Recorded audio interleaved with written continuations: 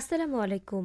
বাংলাদেশ বেতার গোপালগঞ্জ খবর পড়ছি রুকাইয়া ইসলাম রূপা। গোপালগঞ্জে ৯ জন প্রতিবন্ধীদের মাঝে হুইল চেয়ার সহ বিভিন্ন উপকরণ বিতরণ করা হয়েছে। গতকাল জেলা প্রশাসক মোহাম্মদ কামরুজ্জামান তার কার্যালয় চত্বরে ৯ জন প্রতিবন্ধীর মাঝে এসব উপকরণ বিতরণ করেন। এ সময় প্রতিবন্ধী সেবা ও সাহায্য কেন্দ্রের কনসালটেন্ট ডাক্তার আনুসুজ্জামান সহ সরকারি কর্মকর্তা ও প্রতিবন্ধীদের পরিবারের সদস্যরা উপস্থিত ছিলেন। গোপালগঞ্জ প্রতিবন্ধী সেবা ও সাহায্য কেন্দ্র এসব উপকরণ বিতরণ করে। নড়াইলে লোহাগড়ায় বোরো মৌসুমে কৃষি প্রণোদনা কর্মসূচির আওতায় কম্বাইন্ড হারভেস্টারের সাহায্যে ফসল কর্তন উৎসবের উদ্বোধন ও মাঠ দিবস অনুষ্ঠিত হয়েছে।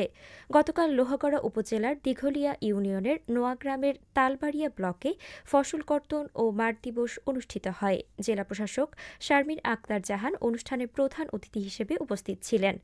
জেলা কৃষি সম্প্রসারণ অধিদপ্তরের উপপরিচালক মোহাম্মদ জসিমউদ্দিনের সভাপতিত্বে উপজেলা নির্বাহী কর্মকর্তা আবু রিয়াদ, কৃষি সম্প্রসারণ অধিদপ্তর নড়াইলের সহকারী পরিচালক মোহাম্মদ জাহিদুল ইসলাম সহ জেলা ও উপজেলা কৃষি অফিসের কর্মকর্তা কর্মচারীরা এ সময় উপস্থিত ছিলেন। দেশের উচ্চশিক্ষা খাতে টেকসই উন্নয়ন ও স্মার্ট রূপান্তরের নতুন দিগন্ত উন্মোচনের লক্ষ্যে গোপালগঞ্জ বিজ্ঞান ও প্রযুক্তি বিশ্ববিদ্যালয় এবং গ্রিনটেক ফাউন্ডেশন বাংলাদেশের মধ্যে সমঝোতা স্মারক স্বাক্ষরিত হয়েছে। সম্প্রতি উপাচার্য অধ্যাপক ড হোসেন উদ্দিন শেখর এবং ফাউন্ডেশনের প্রতিষ্ঠাতা ও নির্বাহী পরিচালক লুৎফুর রহমান নিজ নিজ প্রতিষ্ঠানের পক্ষে এ চুক্তিপত্রে স্বাক্ষর করেন। বিশ্বব্যাপী জলবায়ু পরিবর্তন, দ্রুত নগরায়ন ও প্রাযুক্তিক পরিবর্তনের যুগে শিক্ষা প্রতিষ্ঠানগুলোর জন্য টেকসই ও স্মার্ট অবকাঠামো গড়ে তোলা সময়ের দাবি। গোপালগঞ্জ বিজ্ঞান ও প্রযুক্তি বিশ্ববিদ্যালয় সেই বৈশ্বিক উদ্যোগের সাথে নিজেকে সংযুক্ত করতে অগ্রগামী হয়েছে। এই যাত্রায় পরিবেশ, জলবায়ু ও টেকসই উন্নয়নে দীর্ঘদিনের অভিজ্ঞতা সম্পন্ন গ্রিনটেক ফাউন্ডেশন ফ্যাসিলিটেটিং পার্টনার হিসেবে বিশ্ববিদ্যালয়ের পাশে থাকবে। চুক্তির আওতায় ক্যাম্পাসের অবকাঠামো, সেবা ও জীবনধারাকে এমনভাবে রূপান্তর করা হবে যাতে এটি আন্তর্জাতিক মানের সবুজ ও স্মার্ট ক্যাম্পাস হিসেবে গড়ে উঠতে পারে।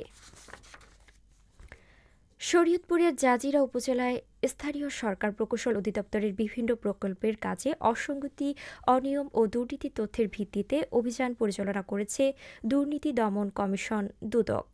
গতকাল ১১টায় মাদারীপুর সমন্বিত কার্যালয়ের সহকারী পরিচালক সাইদুর রহমানের নেতৃত্বে এ অভিযান পরিচালনা করা হয়। এ সময় দুদকের পক্ষ থেকে জানানো হয়, জাজিরা উপজেলার পশ্চিম নাওডোবা ইউনিয়নের এলজিডি নির্মাণাধীন একটি সড়কের কাজে অনিয়মের অভিযোগে এ অভিযান পরিচালনা করা হয়। এ সময় জাজিরা উপজেলা প্রকৌশলী ও ঠিকাদার সহ স্থানীয়রা উপস্থিত ছিলেন। ফরিদপুরের মধুখালীতে নিখোঁজের ২ দিন পর ভুট্টা ক্ষেত থেকে শেখ আল আজাদ নামে এক মাদ্রাসা শিক্ষকের লাশ উদ্ধার করেছে পুলিশ। গতকাল দুপুরে জাহাপুর ইউনিয়নের কঠুরাকান্তি গ্রামের একটি ভুট্টা ক্ষেত থেকে তার লাশ উদ্ধার করা হয়।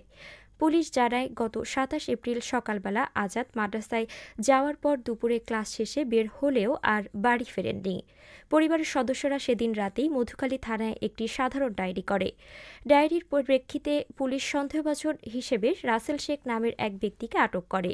জিজ্ঞাসাবাদের এক পর্যায়ে রাসেল হত্যাকাণ্ডে নিজের সম্পৃক্ততার কথা স্বীকার করে এবং লাশের অবস্থান জানিয়ে দেয়।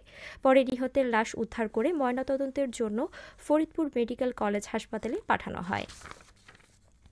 এবারে কৃষি সংবাদ।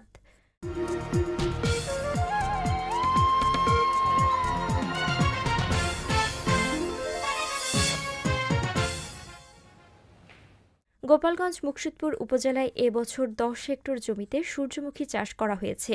এসব জমি থেকে এবার উপজেলার কৃষকেরা ২১.৪ মেট্রিক টন সূর্যমুখী উৎপাদন করতে পারবেন বলে আশা করেছে কৃষি বিভাগ। এদিকে সূর্যমুখী চাষের জন্য কৃষি সম্প্রসারণ অধিদপ্তর কৃষকদের মাঝে প্রয়োজনীয় বীজ, সার ও কীটনাশক সহ কৃষি উপকরণ সরবরাহ করে। এছাড়া বাংলাদেশ কৃষি ব্যাংক সহ অন্যান্য বাণিজ্যিক ব্যাংক কৃষকদের মাঝে প্রয়োজনীয় কৃষি ঋণ বিতরণ করছে। সবশেষে আবহাওয়া।